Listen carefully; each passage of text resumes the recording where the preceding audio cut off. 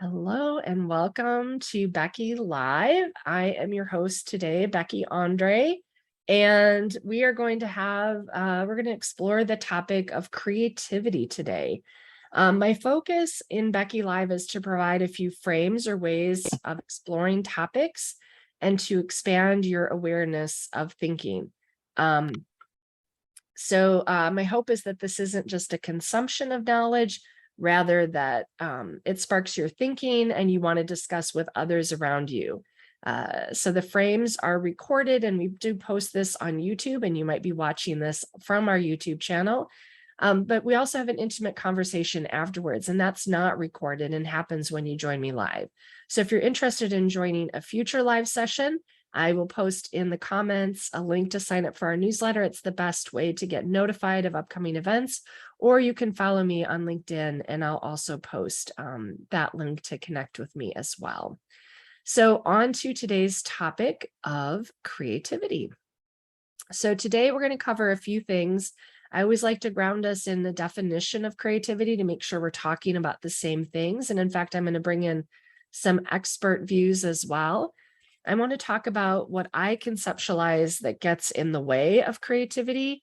And then I'm going to leave us with just a few practical recommendations that you can do to improve your creativity. So the origin of creativity isn't, what really struck me here is it wasn't as creative as other origins of words, but it is the quality or function of creating. And then creativity is really the character or faculty of being creative. It's definitely producing something, all right? And what I do like, and I go to Tina Selleck a lot. She's a professor, I think she's at Stanford University, but she conceptualizes creativity as a skill, and she breaks it down into four different things. She says imagination is what leads to creativity, and then it's creativity that leads to innovation, and innovation that leads to entrepreneurship. And Tina has even said that she interchanges these words frequently, but that they all have different definitions and capabilities. And so she goes on to say, imagining is envisioning things that do not exist. Creativity is applying that imagination to address a challenge. And then innovation is applying creativity to generate unique solutions. And I do really like how she's conceptualized this. And even in her book, Creativity Rules, she talks about this kind of being an ordered process, as well as kind of having a hierarchy, that you almost need to make sure that you have imagination, then work on building your creativity, then work on building your innovation. And she has some really great practical ways that I'm going to end our discussion with as well. So now that we kind of have a definition to ground us, what gets in the way? What are the barriers to creativity? I mean, we're hearing all of, these buzzwords of companies wanting creativity, wanting innovation. My colleagues and I talk about this being the decade of disruption. And so when you're facing these continual disruptions, you need your workforce thinking and innovating new and novel solutions to handle these complex problems. But there's a lot of things that kind of get in the way of this imagination, creativity, and innovation. So the first thing is just how our brain functions. Your brain basically, other than keeping yourself alive, it really has two main purposes: to reduce pain and increase pleasure. And when we, depending on the environment we're in or the different things that might be sparking the need for creativity or innovation, they might actually be painful situations, right? So, and our brain has some automatic mechanisms in place to get us out of that pain and keep us into pleasure. So there could be some functions that are actually kind of getting in the way.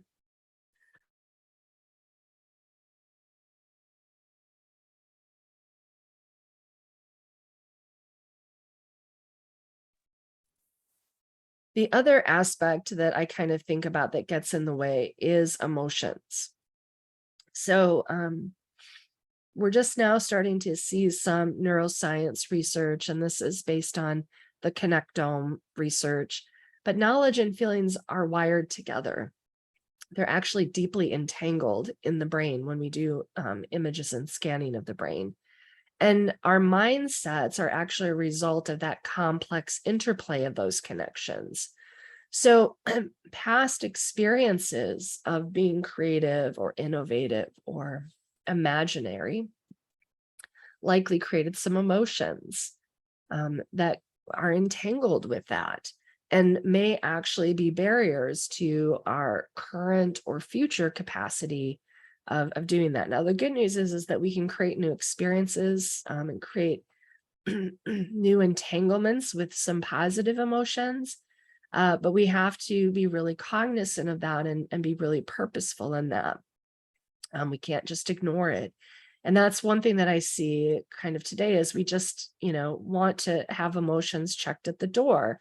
But emotions are a human experience. We can't disentangle them. And, what I find fascinating is the more they get into the neuroscience and kind of how the brain operates, the more they're seeing how those emotions are kind of all over the place. And even the right brain, left brain has been dispelled. I mean, they're finding that it's lighting up in all sorts of regions of the brain that they never thought were being used.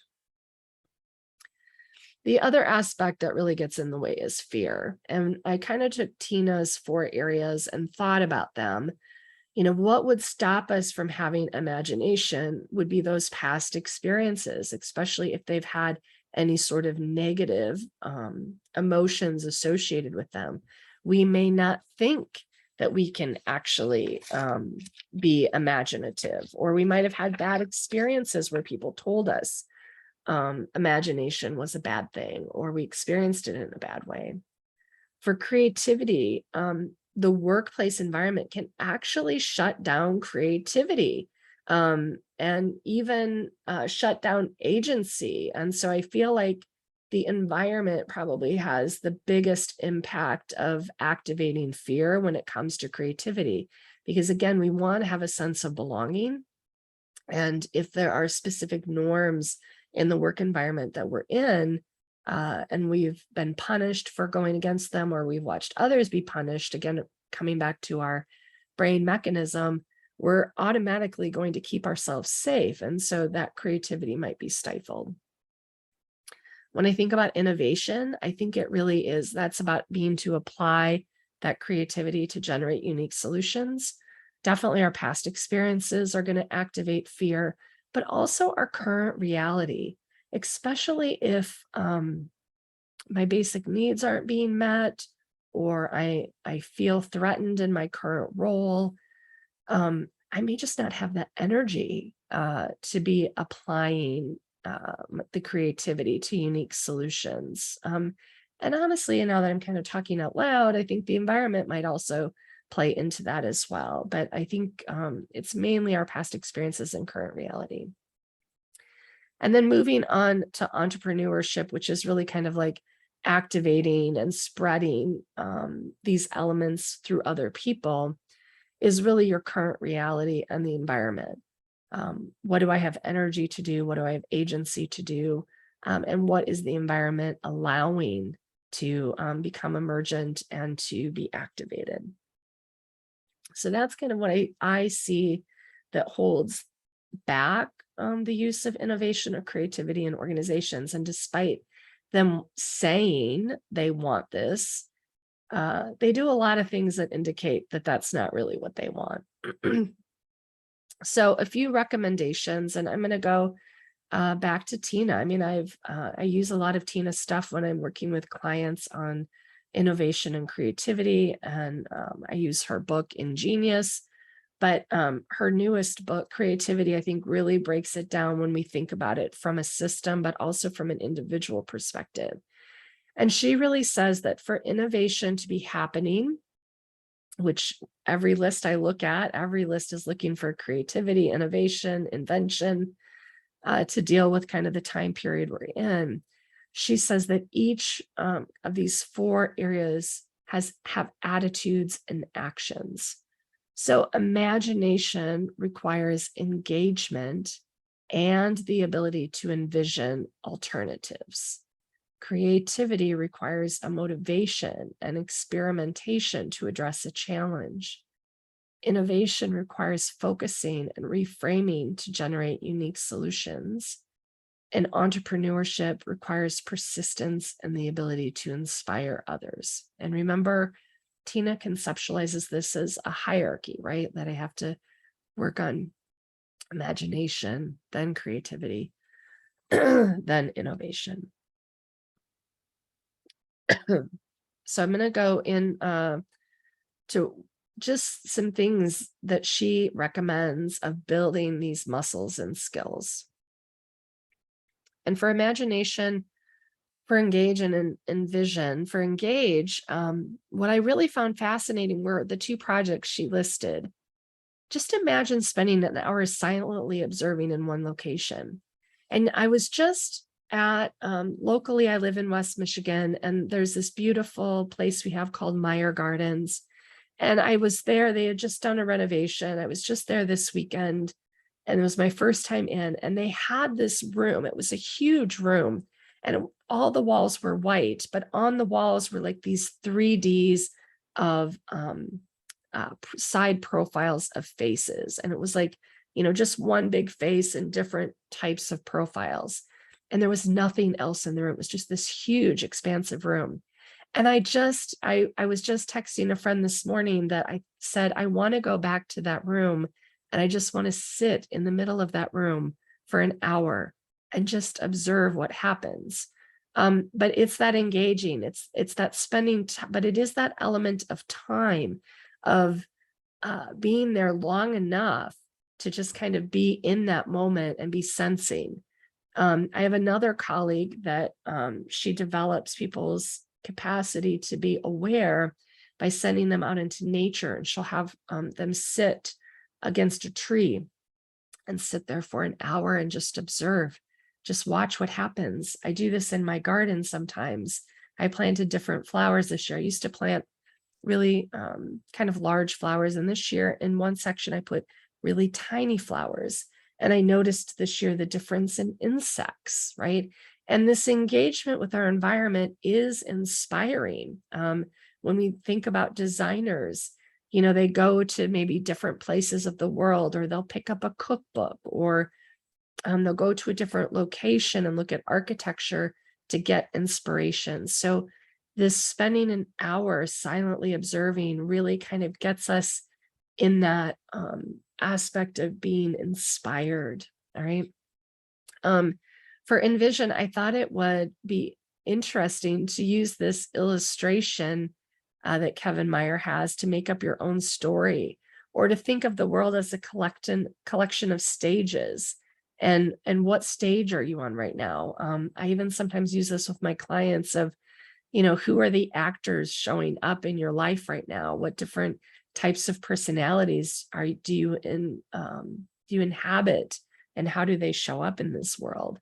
But there are different ways to envision things in different ways. So it's taking that inspiration and then envisioning how it's showing up in the world. All right. And I think she has some beautiful projects around that.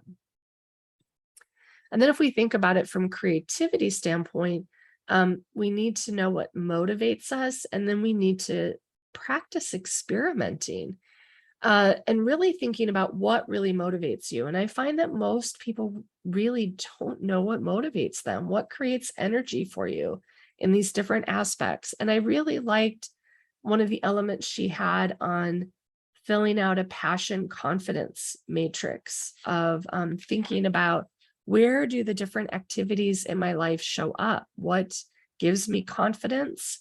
Where do I get passion from different things? And then looking at that and discussing, having someone else do it as well, and then discussing that with someone. And then we hear a lot about experimenting, but I don't see a lot of people that actually do experiment. But I oftentimes will tell my clients, I want you to think about the workplace as a playground. It's a chance to try out new skills or new ways of being. And that's really what she's having individuals do around creativity is look at some things, design some experiments, create some challenges for you. What might you do? Even experimenting with a different way of driving to work, but getting into that aspect of being inspired and then experimenting from that inspiration. She talks about innovation, about needing to be focused. And I do find that we just are not focused. There are so many distractions that happen. There's all these dings that go off anytime someone sends us an email or a text, on my phone and maybe on yours, there's now a focus uh, kind of mode where you can turn off all those notifications. So I've gotten in the habit where it automatically, my cell phone goes into focus mode at 10 p.m. at night and it stays that way until 7 a.m. So I'm not distracted by things coming in while I really need to be focused on getting ready for sleep, or even starting my morning. But she talks about some different ways of thinking about how to focus, and we can build our capacity to focus, but sometimes we have to create the environment as well.